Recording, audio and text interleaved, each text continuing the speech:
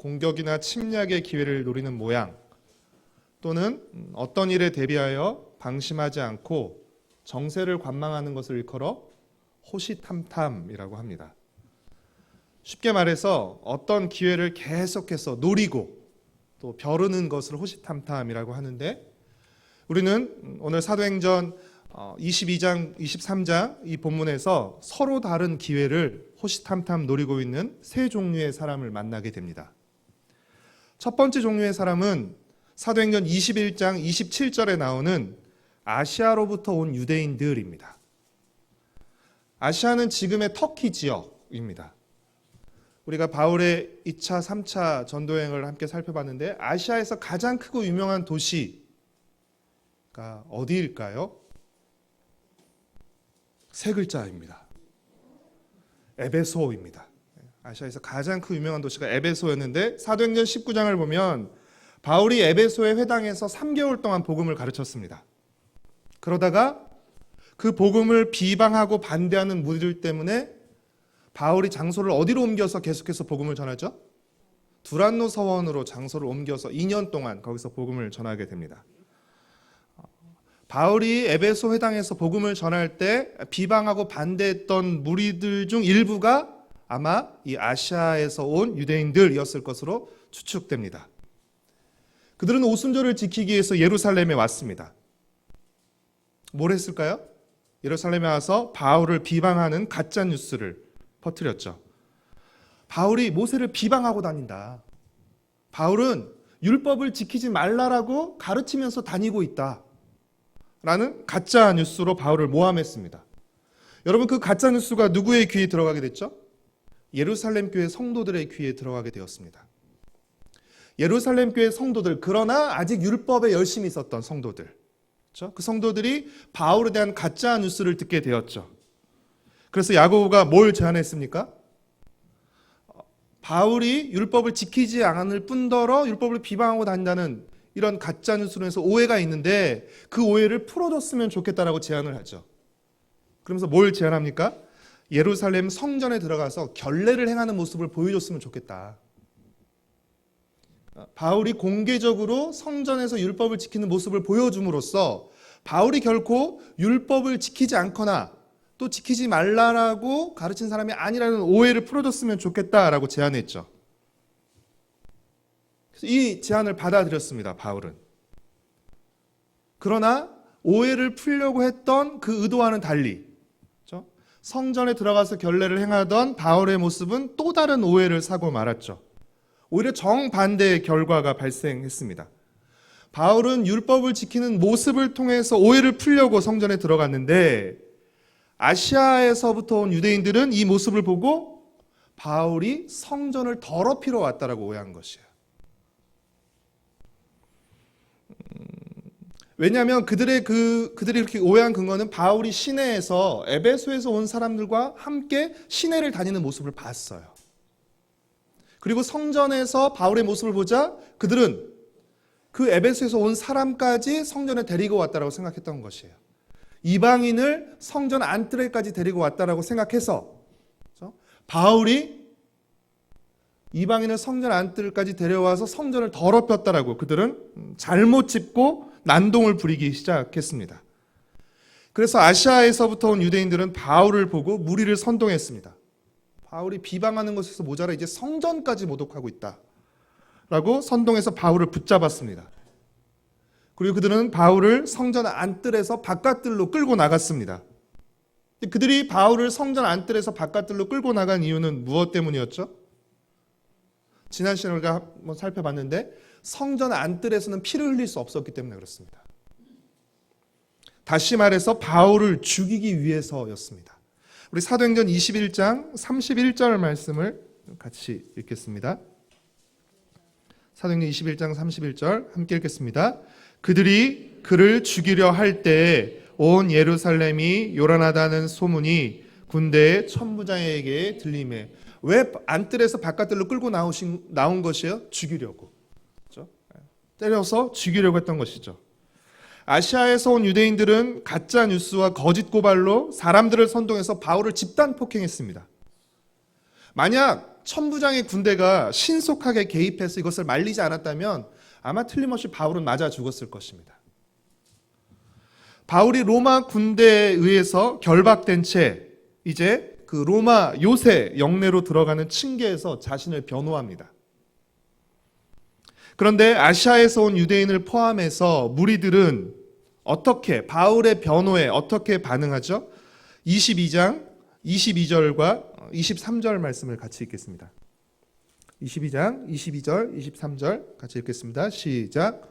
이 말하는 것까지 그들이 듣다가 소리질러 이르되 이러한 자는 세상에서 없애버리자 살려둘 자가 아니라 하여 떠들며 옷을 벗어 던지고 티끌을 공중에 날리니. 여러분, 이러한 자는 세상에서 없애버리자 무슨 뜻이죠? 죽여 없애자는 것이죠. 죽여야 된다. 도저히 살려둬서는 안 되는 인간이다라는 것이죠. 그리고 그들은 흥분해서 바울을 죽여야 한다라고 외치면서 옷을 벗어 던지고 티끌을 공중에 뿌렸는데 이것은 강한 분노를 의미하는 표현들입니다. 굉장히 분노하고 그렇죠? 항의하면서 이 사람 죽여야 된다라고 그렇죠? 절대 살려둬서는 안 된다라고 소리치고 있는 것이죠. 23장 12절과 13절에 보면 어떤 사람들이 등장하냐면 바울을 죽이기 전까지는 내가 먹지도 않고 자지도 않겠다 라고 맹세한 40명의 사람들이 등장합니다. 그렇죠?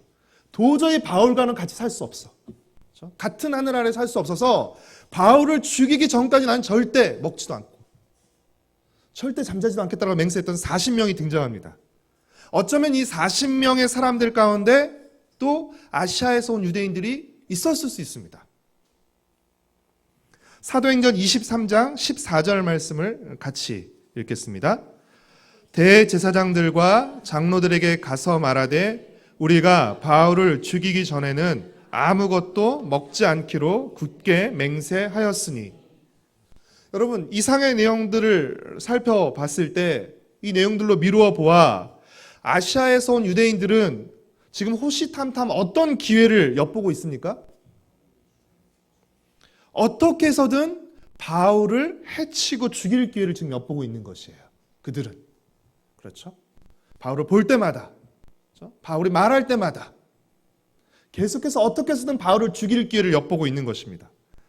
두 번째 종류의 사람은 천부장 글라우디오 루시아였습니다. 천부장은 이 아시아에서 온 유대인들로부터 유대인들의 선동으로 성전에서 큰 소동이 일어나자 신속하게 개입해서 바울을 보호했습니다.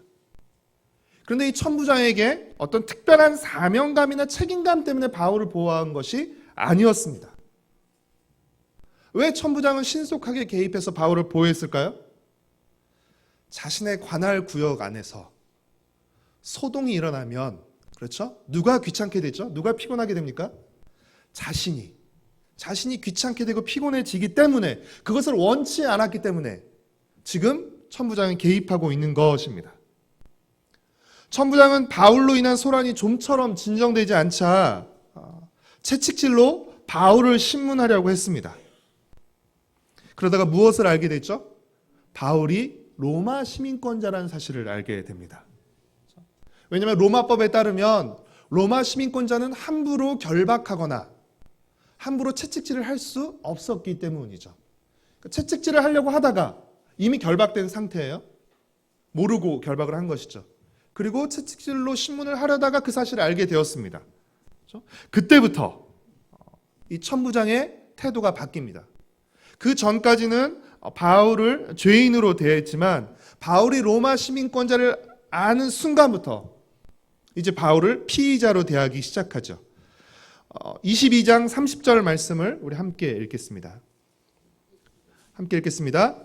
이튿날 천부장은 유대인들이 무슨 일로 그를 고발하는지 진상을 알고자 하여 그 결박을 풀고 명하여 제사장들과 온 공회를 모으고 바울을 데리고 내려가서 그들 앞에 세우니라. 이제 그렇죠? 공회를 열어서 바울을 신문하는데 바울에 대한 결박을 다 풀고 서게 하는 것이죠. 죄인이 아니라 이제 피의자로 그를 대하고 있는 것입니다.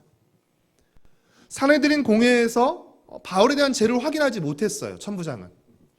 그리고 오히려 바울을 둘러싸고 사내들인 공회의 그 큰 두 세력, 바리새인들과 사두개인들 사이에 큰 다툼과 혼란이 일어나게 됩니다. 그러자 천부장 루시아는 어떻게 하죠? 23장 10절 말씀을 같이 읽겠습니다. 큰 분쟁이 생기니 천부장은 바울이 그들에게 찢겨질까 하여 군인을 명하여 내려가 무리 가운데서 빼앗아 가지고 영내로 들어가라 하니라.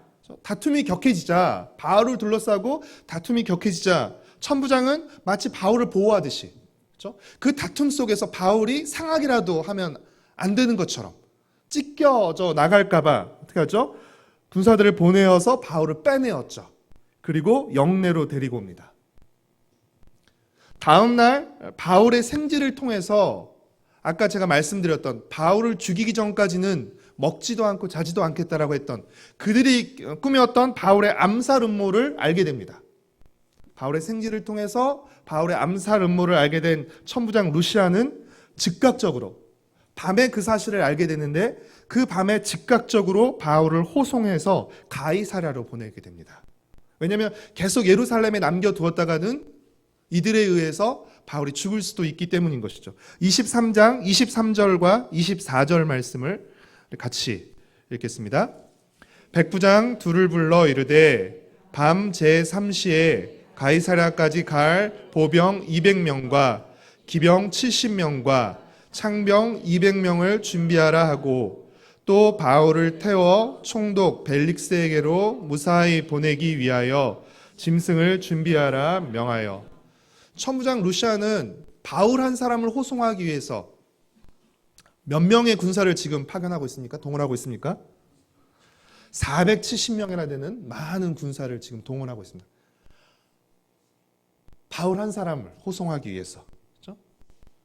바울 한 사람을 호송하기 위해서 그가 이만큼 많은 군사를 동원하고 있다는 건 모르며 그가 바울을 특별히 사랑하고 존경하기 때문이 아니라 혹시라도, 그렇죠? 만에 하나라도 바울에게 문제가 생길 경우, 바울이 죽게 될 경우 로마 시민권자를, 로마 시민을 보호하지 못했다는 이유로 자신이 문책당할 것을 두려워했기 때문에 그 밤에 신속하게 많은 병사를 동원해서 그 밤중에 호송하게 되는 것이죠.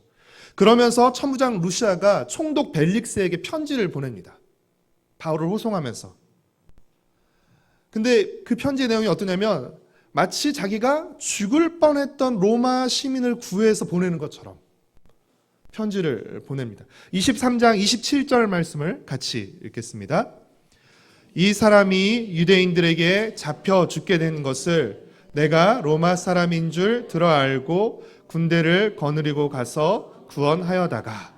그러니까 이 편지만 보면 마치 바울이 로마 사람인 걸 알고 처음부터 천부장이 바울이 로마 시민이라는 걸 알고 구했다는 것처럼 이렇게 표현하고 있죠.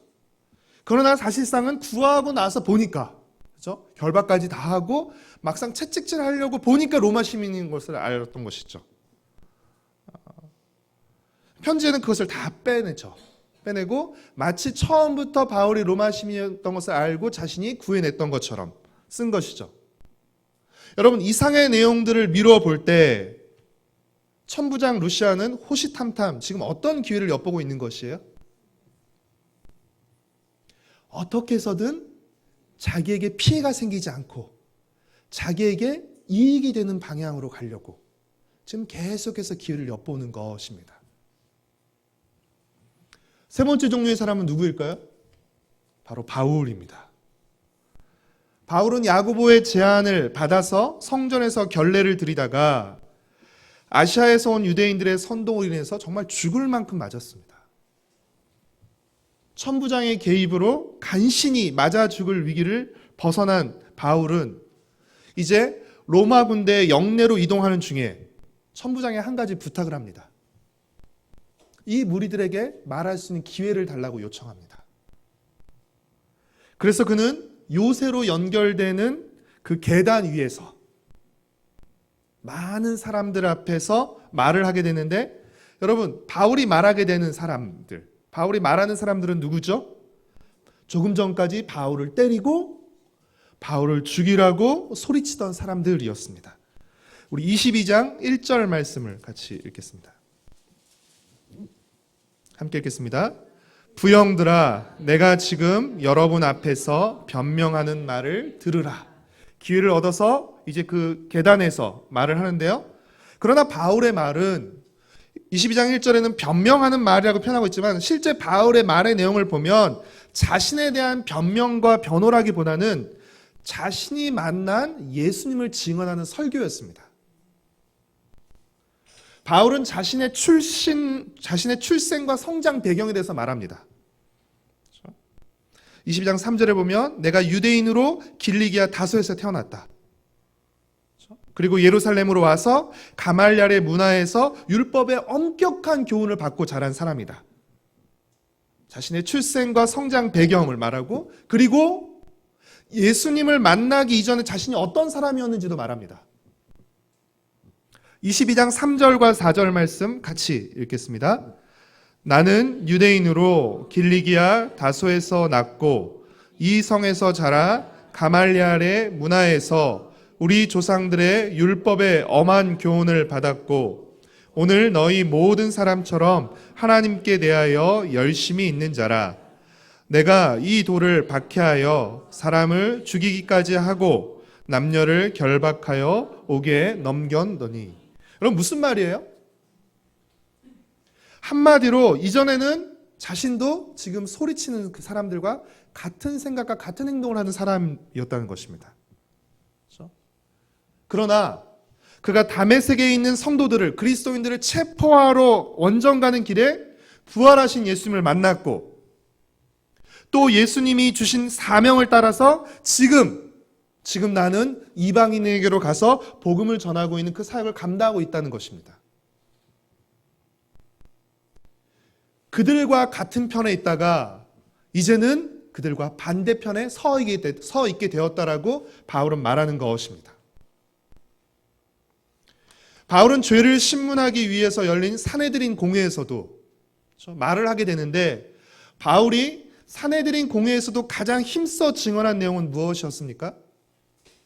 23장 6절 말씀을 같이 읽겠습니다. 23장 6절 함께 읽겠습니다. 바울이 그중 일부는 사두개인이요 다른 일부는 바리새인인 줄 알고 공회에서 외쳐 이르되 여러분 형제들아 나는 바리새인이요 또 바리새인의 아들이라 죽은 자의 소망 곧 부활로 말미암아 내가 신문을 받노라. 여러분 바울이 신문을 받는 공회 자리에서 가장 힘써 말한 것은 무엇이었습니까? 바로 부활이었습니다. 바울이 부활을 말하는 이유는 부활을 믿는 바리새인과 부활을 믿지 않는 사두개인들 사이를 갈라놓기 위해서 부활을 말한 것이 아니라 왜 바울은 부활을 말할 수밖에 없었죠? 이전에 바울은 어떤 사람이었습니까? 예수 믿는 사람을 죽이는 데 가담하고 옥에 가두는 데 가담하던 사람이었죠. 지금 죽이라고 소리치고 핍박하고 때리던 사람들과 같은 자리에 있던 사람이었죠. 그랬던 그가 어떻게 반대편의 자리에 오게 된 것이죠? 다메섹으로 가는 길에서 만난 부활하신 주님 때문이었던 것이죠. 그렇기 때문에 그는 부활을 말할 수밖에 없었던 것이에요. 자신이 다메섹으로 가는 길에서 만난 주님이 그 주님이 부활하신 주님이었기 때문에 그는 부활을 말하지 않을 수 없었던 것입니다. 또 부활이야말로 여러분 부활이야말로 예수님이 하나님의 아들이시며 구원자라는 사실을 확증해주는 사건이었기 때문입니다. 만약 예수님이 부활하지 않으셨다면 자신을 하나님의 아들이고 메시아라고 증언했던 그 예수님은 미친 사람이거나 그렇죠? 아니면 거짓 메시아로 우리가 알 수밖에 없는 것이죠. 왜요? 부활하지 않았다면. 그러나 예수님이 부활하심으로써 예수님의 그 증언이 하나님의 아들이시며 메시아라는 사실이 확증된 것이죠. 그렇기 때문에 부활을 말하지 않을 수 없었던 것입니다. 바울은 신문을 당하는 공회에서도 부활하신 예수님을 전한 것이고 부활의 복음을 전한 것입니다. 여러분 이상으로 미루어 볼 때 바울은 호시탐탐 어떤 기회를 엿보고 있는 것이에요? 어떻게 해서든 부활하신 예수님을 전할 기회를 엿보고 있었던 것이죠. 그는 부활의 복음을 전할 기회를 엿보고 있었던 것입니다. 사랑하는 성도 여러분, 하나님은 아시아에서 온 유대인들이 호시탐탐 바울을 해치고 죽일 기회를 엿보는 가운데 호시탐탐 자기 이익을 취할 기회를 엿보는 천부장 루시아를 통해서 바울을 보호하셨습니다. 놀랍지 않나요? 호시탐탐 바울을 죽이려 하는 그 사람들이 있는 가운데 호시탐탐 자기의 이익을 추구하는 천부장을 통해서 하나님은 바울을 보호하신 것입니다. 또한 하나님은 바울의 마음이 약해져 있을 때 꿈을 통해서 바울에게 용기를 주셨습니다. 23장 11절 말씀을 함께 읽겠습니다. 그날 밤에 주께서 바울 곁에 서서 이르시되 담대하라, 내가 예루살렘에서 나의 일을 증언한 것 같이 로마에서도 증언하여야 하리라 하시니라.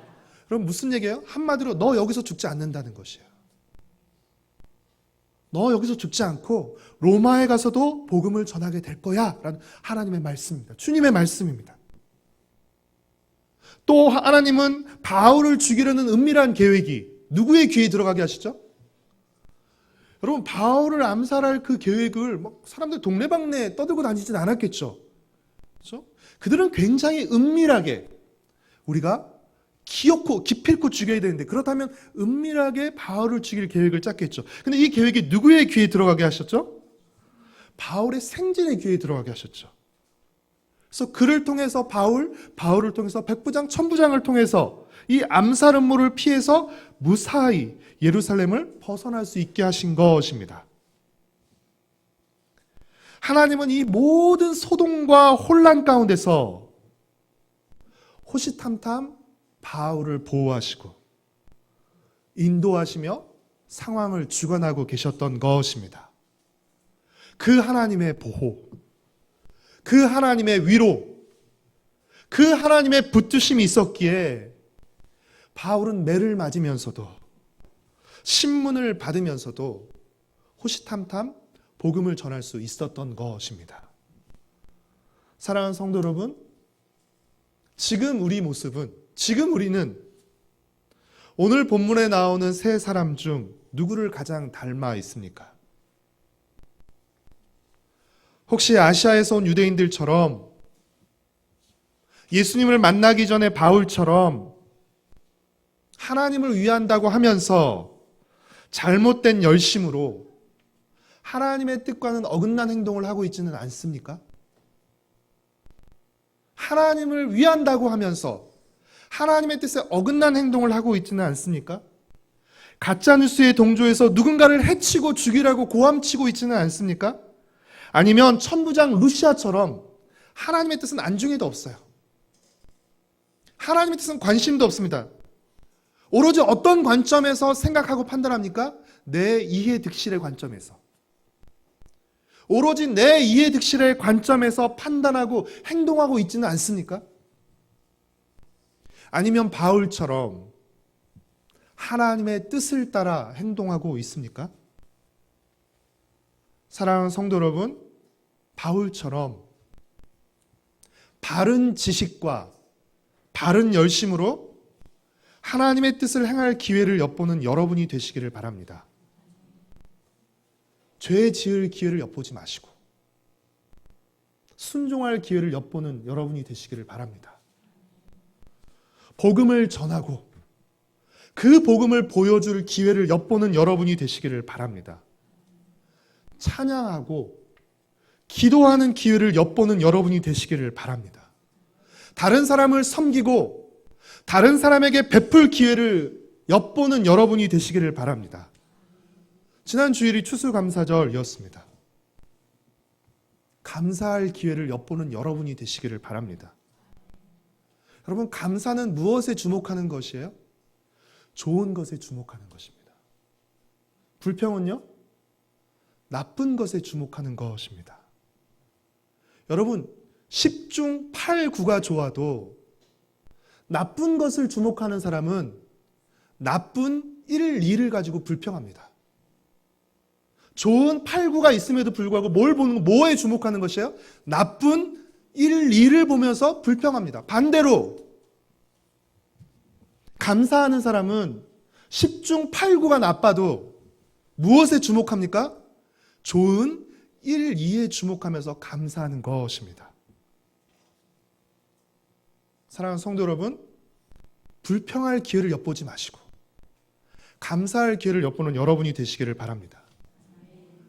하나님, 너무 섭섭해요라고 말할 기회를 엿보지 마시고 하나님, 너무 감사해요라고 말할 기회를 엿보는 여러분이 되시기를 바랍니다. 사랑하는 성도 여러분, 요즘 우리는 어떤 기회를 엿보고 있습니까? 호시탐탐 어떤 기회를 노리고 있습니까? 우리가 엿보는 기회는 우리의 마음을 보여줍니다. 우리의 마음이 어디에 가 있는지를 보여줍니다. 그래서 그런 표현을 쓰죠. 먼 눈에는 뭐밖에 안 보인다는 것이죠. 그런 마음을 가지면 그렇죠? 그것을 할 기회만 자꾸 찾게 된다는 것이죠. 우리가 만약 잘못된 것을 구하고 있다면 지난 주일 목사님의 설교처럼 하나님 없는 행복을 구하고 있다면 하나님 없이도 행복한 삶을 구하고 있다면 잘못된 것을 구하고 있다면 그것들을 얼른 내려놓고 하나님의 뜻에 정렬해야 합니다. 그렇지 않으면 우리는 아시아에서 온 유대인처럼 살 수 있습니다. 얼마든지. 예수님을 만나기 전 바울처럼 우리는 빗나간 열심으로 잘못된 열심으로 얼마든지 하나님의 뜻에 반하는 일을 할 수 있습니다. 이 사실을 우리는 명심해야 합니다. 우리가 이러지 않으려면 하나님을 위한다고 하면서 하나님의 뜻에 반하지 않으려면 어떻게 해야 되는 것이죠? 날마다 말씀 앞에서 자신을 비추고 자신을 점검해야 하는 것입니다. 내가 듣고 싶은 말만 듣는 것이 아니라 하나님이 내게 하시고 싶은 말씀을 내가 마땅히 들어야 하는 말을 들어야 하는 것입니다. 사랑하는 성도 여러분, 우리는 모든 것을 합력하여 선을 이루시는 크신 하나님을 믿는 사람들입니다. 그렇게 우리는 어떤 상황에서 또 어떤 문제를 만나도 하나님을 신뢰하고 하나님을 의지하며 하나님을 경험하는 기회로 삼아야 합니다. 하나님의 뜻을 따르며 하나님께 영광 돌리는 기회로 삼아야 합니다. 언제, 어디서, 어떤 문제를 만나도 호시탐탐 우리를 보호하시고 돌보시며 인도하시는 크신 하나님을 신뢰하며 호시탐탐 순종하며 기도하는 여러분이 되시기를 축복합니다. 호시탐탐 감사하며 찬양하는 여러분이 되시기를 바랍니다. 호시탐탐 주님께 영광 돌리며 주님을 전하는 여러분이 되시기를 축복합니다. 그럼으로써 더욱 많은 사람들에게 우리가 만난 주님, 우리를 변화시키는 주님, 우리를 다스리시는 그 주님을 드러내는 우리의 삶과 우리의 가정, 그리고 우리 세도록 교회가 되기를 축복하고 소망합니다.